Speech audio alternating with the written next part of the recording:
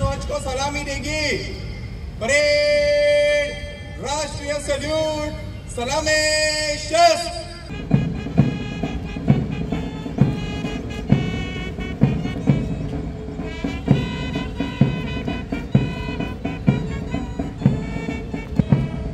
संविधान आहे भारताची शान, ज्याने गायले त्याचे गुणगान, ज्या विभूतीने रचले संविधान, त्या सर्वांना आमचे त्रिवार नमन आहे।